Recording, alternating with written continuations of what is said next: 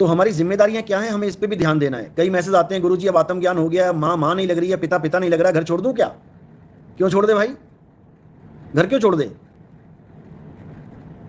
पिता पिता नहीं है, माँ माँ नहीं है, ये ज्ञान आधार से तुमको समझ में आ गया, अच्छी बात है। लेकिन जो जिम्मेदारियां हैं वो निभानी है। तुम्हें समझ में आ गया कि रहना नहीं देश बेगाना है, ये मेरा देश नहीं है जिस देश में मैं रहता हूं, पूरा संसार मेरा नहीं है। संतों ने कहा ये माया का संसार है, माया भी संसार है।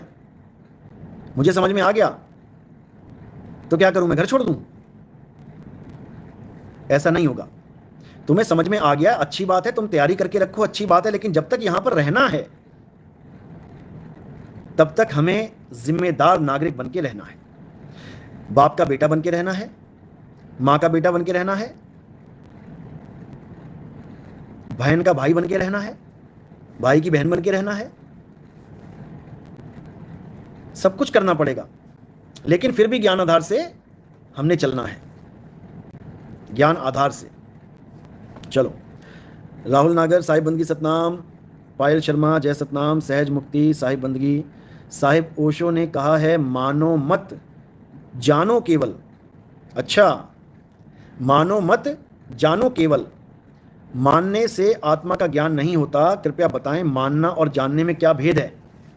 देखो, मानो मत केवल जानो, अगर हम इस सिद्धांत पे चलेंगे तो फिर ओशो के पास कौन जाएगा? पहले ये बताओ, क्या ओशो के पास पहुंचते ही वो जनवा देगा कि ओशो के पास बैठते ही मैं जान गया सब कुछ?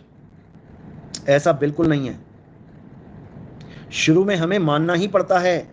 गीता में जो ज्ञान लिखा है हम तब जान पाएंगे, पहले हम मानेंगे कि गीता में जो लिखा है वो कुछ है। कबीर साहब की वाणियों में जो लिखा है, पहले हमको मानना पड़ेगा कि कबीर साहब अगर कह रहे हैं तो कुछ सच ही कह रहे हैं, झूठ नहीं कह रहे। अगर कोई संत कुछ बोल रहा है तो पहले हमें यह मानना पड़ेगा कि वो जो बोल रहा है वो सच है। अरे मैथ का भी सवाल अगर निकालना पड़ता है तो पहले मानना पड़ता है, माना x = 10। अब कोई कहे मैं ना मानता, नहीं मानता तू सॉल्व करके दिखा। इसलिए जानना हमारी मंजिल है और मानना हमारी शुरुआत है। अगर तुम केवल मानते ही रह गए सारी उम्र और जान ना पाए तो तुम्हारा जीवन बर्बाद हो गया, जैसा कि हर धर्म वाले कर ही रहे हैं। केवल मानने में लगे, मैं मानता हूं कि बाइबल में जो लिखा है वो बिल्कुल सच है, लेकिन मैं जानता नहीं हूं कि वो अनुभव है क्या। बाइबल में लिखा है कि गॉड है, मैं मान लिया, लेकिन मैं सारी उम्र जान नहीं पाया, तो आपका बाइबल पढ़ना बेकार हो गया। आपने कुरान पढ़ी, कुरान में लिखा है कि अल्लाह है, मैंने मान लिया और मैं सारी उम्र मानता ही रह गया, मैं जान नहीं पाया। तो याद रखना, कुरान पढ़ना मेरे लिए किसी काम का नहीं रहा। गीता में लिखा है कि आत्मा है, अजन्मा है, नित्य है, शाश्वत है, आत्मा ही सत्य सनातन है। मैंने मान लिया कि गीता में लिखा है, लेकिन मैं उसको सारी उम्र जान नहीं पाया, तो गीता पढ़ना ना पढ़ना मेरे लिए एक बराबर हो गया। इसी प्रकार संतों की वाणियां हमने पढ़ ली, मान ली, लेकिन हम उस तत्व को जान नहीं पाए, तो वो सारी वाणियां हमारे लिए शून्य हो गई, 0। इसलिए शुरुआत मानने से ही करनी पड़ेगी, लेकिन कुछ भी नहीं मान लेना है कि कुछ भी मान के बैठ जाऊं मैं। किसी ने कहा भगवान पत्थर है तो मैं मान लूं, ऐसा नहीं है। मानना भी क्या है, जो हमारे तराजू में तुलकर परफेक्ट निकल आए उसको मानो,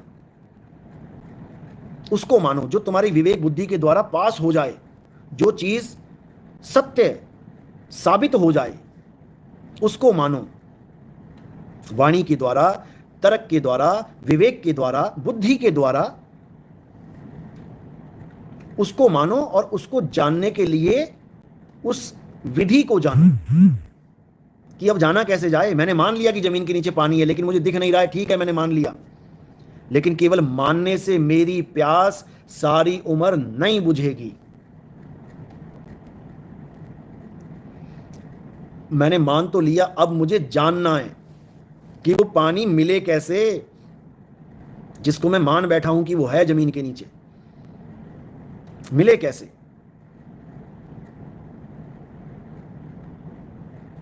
वो मिलेगा गुरु के द्वारा विधि का दान हो जाने पर वो विधि गुरु समझाता है कि वो पानी कैसे मिलेगा, उस तत्व तक आप कैसे पहुंचोगे, ये गुरु समझाता है। यही कार्य है गुरु का। गुरु का कार्य ये नहीं कि तुम गए वहां पर, गुरुजी मुझे नाम दीक्षा दे दो, गुरुजी ने बोल दिया राधे राधे जपो, और तुम लग गए सुबह से लेकर शाम तक थैली लटका के हाथ में, राधे राधे राधे राधे राधे राधे, हरे कृष्णा हरे कृष्णा हरे कृष्णा, हरे राम हरे राम हरे राम, अल्लाह अल्लाह अल्लाह, वाहिगुरु वाहिगुरु वाहिगुरु वाहिगुरु। अरे भाई, ये सब नाम तुम गुरु के पास गए बिना भी जप सकते हो। इन नामों को जपने के लिए तुम्हें किसी गुरु के पास जाने की जरूरत नहीं है। ये तुम्हें घर बैठे तुम्हें खुद पता है, टीवी में आते हैं, तुमने वैसी दीवारों पे मंदिरों में देखा हुआ है, लिखा हुआ है, जपते रहो। गुरु बनाने की क्या जरूरत है कि ब्राह्मण ही गुरु होना चाहिए? अच्छा जी, ब्राह्मण ही गुरु होना चाहिए? गीता पढ़ो जाके, क्या लिखा है? आत्मज्ञान जिसको हो जाता है, जिसको तत्व ज्ञान हो जाता है, वो शूद्र भी ब्राह्मण से भी ऊपर हो जाता है, वो शूद्र ब्राह्मण से भी उच्च हो जाता है। अगर एक ब्राह्मण अज्ञानी है और शूद्र ज्ञानी है, तो शूद्र उच्च है ब्राह्मण से, ये गीता में लिखा हुआ है। नहीं पता तो मैसेज कर देना 9256111007 पे। यानी ब्राह्मण अज्ञानी है और शूद्र ज्ञानी है, तो ब्राह्मण से उच्च श्रेणी में शूद्र को रखा जाता है। यह गीता का ज्ञान है, समझे? एक ब्राह्मण कह रहा था कि भले ब्राह्मण अज्ञानी हो, भले वो ब्राह्मण पतित हो, यानी भ्रष्ट हो चुका हो, फिर भी वो पूजनीय है। बताओ, फिर तो कह दो ब्राह्मण किसी का कत्ल कर दे, वो तब भी वंदनीय है, फिर किसी ब्राह्मण को सजा ही ना हो।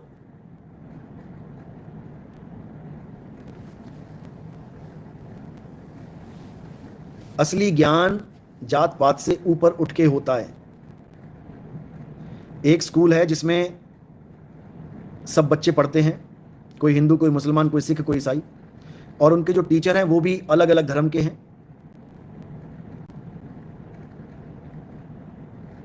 तो बात ज्ञान की है वहां पे। बात ये नहीं है कि ब्राह्मण के बच्चे को या सबके बच्चों को ब्राह्मण ही पढ़ाएगा। एक मुसलमान भी मैथ का बढ़िया टीचर हो सकता है, उसको ज्यादा ज्ञान हो सकता है।